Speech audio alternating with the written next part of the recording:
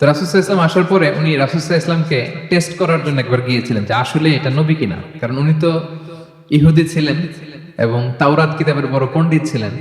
রাসূল সাল্লাল্লাহু আলাইহি ওয়াসাল্লাম আসার পরে তিনি অ্যাপয়েন্টমেন্ট নিয়ে দেখা করতে গেলেন এবং যে বললেন যে আমি আপনাকে 3টা প্রশ্ন করব, এই প্রশ্নের উত্তর নবী ছাড়া কেউ জানে না, যে নবী সেই কেবল এর উত্তর জানে, তা আপনি যদি উত্তর দিতে পারেন বুঝবো আপনি সত্য নবী।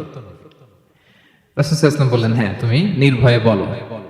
তো সে যে প্রথম প্রশ্ন রাসূল সাল্লাল্লাহু আলাইহি ওয়াসাল্লামকে করতে আরম্ভ করলো যে মা হুয়া আউয়ালু আশরাতিস সাআ, আপনি যদি সত্য নবী হয়ে থাকেন বলেন তো কিয়ামতের প্রথম আলামত কি? রাসূল সাল্লাল্লাহু আলাইহি ওয়াসাল্লাম বললেন তারপর? এরপর সে জিজ্ঞেস করলো মা হুয়া আউয়ালু তাআমিন ইয়াকুলুহু আহলুল জান্নাহ, জান্নাতীরা যখন জান্নাতে যাবে ঢুকেই প্রথমে তাদেরকে কি দিয়ে আপ্যায়ন করা হবে, কি খাবে? রাসূল সাল্লাল্লাহু আলাইহি ওয়াসাল্লাম বললেন তারপর?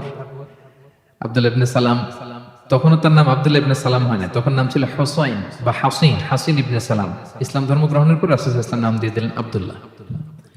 তারপর সে বলল যে সন্তান যখন হয় সন্তানের চেহারা কখনো হয় বাবার মতো, কখনো হয় মায়ের মতো, এর কারণটা কি? এই 3টা প্রশ্নের উত্তর নবী ছাড়া কেউ জানে না।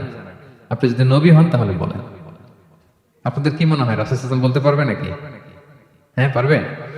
রাসূল সাল্লাল্লাহু আলাইহি ওয়াসাল্লাম বললেন একটু আগেই জিবরাইল আলাইহিস সালাম এই 3টা প্রশ্নের উত্তর আমাকে শুনিয়ে গিয়েছে।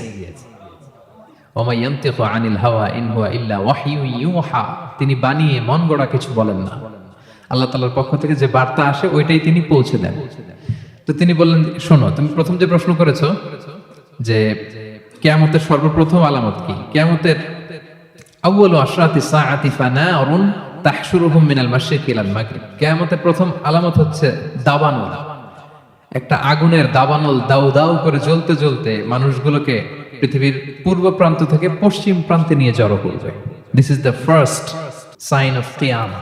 2 নম্বরে তুমি জিজ্ঞেস করেছো যে জান্নাতীরা জান্নাতে ঢুকলে কি দিয়ে আপ্যায়ন করা হবে। রাসূল সাল্লাল্লাহু আলাইহি ওয়াসাল্লাম বললেন যে আউয়ালু তাআমিন ইয়াকুলুহু আহলুল জান্নাতি ফাজিয়াদাতু কাবিদিল হুত, জান্নাতীরা যখন জান্নাতে ঢুকবে তাদেরকে মাছের ভুনা কলিজা বা কলিজার পাশে একটা জায়গা আছে, এই অংশটাকে ফ্রাই করে প্রথমে আপ্যায়ন করানো হবে।